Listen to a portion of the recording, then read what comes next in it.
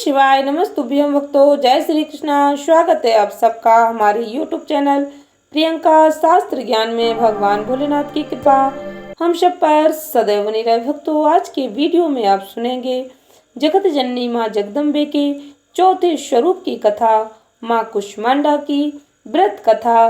इस व्रत कथा को श्रवण करने मात्र से माता रानी की कृपा भक्तों को प्राप्त होती है। माँ दुर्गा की चौथी शक्ति की पावन कथा श्रवण करने मात्र से सभी मनोकामनाएं पूर्ण होती हैं। माँ कुष्मांडा भक्तों के रोग शोक का हरण कर लेती हैं। जो भक्त पूर्ण श्रद्धा भक्ति के साथ माता रानी की पूजा आराधना करते हैं, उन्हें आयु, यश, बल और आरोग्य का वरदान प्राप्त होता है।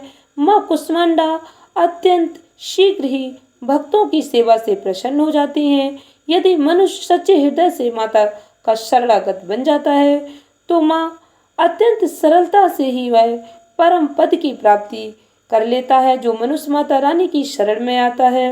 भक्तों, वीडियो में आगे बढ़ने से पहले कमेंट बॉक्स में पूर्ण श्रद्धा भक्ति के साथ हर हर महादेव, जय श्री कृष्ण अवश्य लिखें। चैनल पर पहली बार विजिट हुए, पहली बार मेरी आवाज सुन रहे तो चैनल को सब्सक्राइब करके बेल आइकन अवश्य दबाएं। इससे हमारे वीडियो के नोटिफिकेशन सबसे पहले आप तक पहुंचे, क्योंकि इस तरह की वीडियो हम आपके लिए बनाते रहते हैं। पूर्ण श्रद्धा भक्ति के साथ श्रवण करें माता रानी के चौथे स्वरूप की पावन कथा। प्रेम से बोले जय माता की। ब्रह्मांड को उत्पन्न करने वाली माँ कुष्मांडा माता रानी का यह श्लोक पूर्ण श्रद्धा भक्ति के साथ श्रवण करें। शुरा संपूर्ण कलसम रुद्रा प्लुतमेव चा दधानाम हस्त पद्माभ्याम कुष्मांडा शुभदास्तु में। नवरात्रि में चौथे दिन माता रानी को कुष्मांडा रूप में पूजा जाता है। अपनी मंद हल्की हंसी के द्वारा अंड यानी ब्रह्मांड को उत्पन्न करने के कारण माता रानी के इस स्वरूप को कुष्मांडा नाम से अभिहित किया गया। जब सृष्टि नहीं थी, चारों तरफ अंधकार ही अंधकार था, तब माता रानी के इसी स्वरूप ने अपने हाथ से ब्रह्मांड की रचना की थी। इसीलिए माता रानी को सृष्टि की आदि स्वरूपा, आदि शक्ति कहा गया। माता रानी के इस स्वरूप में माता रानी की 8 भुजाएं हैं, इसीलिए माँ अष्टभुजाधारी कहलाई।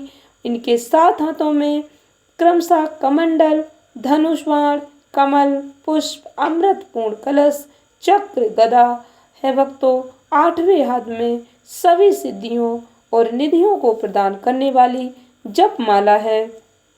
माता रानी के इस स्वरूप में मैया का वाहन सिंह है और इन्हें कुम्हेड़े की बलि प्रिय है।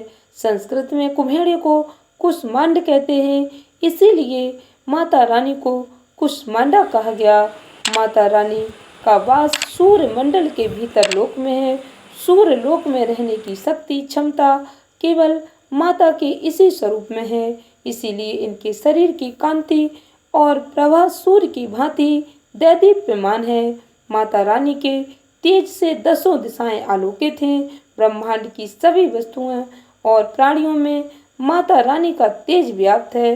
अचंचल और पवित्र मन से नवरात्रि के चौथे दिन माता रानी के इस स्वरूप की पूजा आराधना करनी चाहिए। इससे भक्तों के रोग शोकों का नाश होता है, उन्हें आयु, यश, बल और आरोग्य प्राप्त होता है। माता रानी अत्यंत अल्प सेवा और भक्ति से प्रसन्न होकर भक्तों को आशीर्वाद देती है।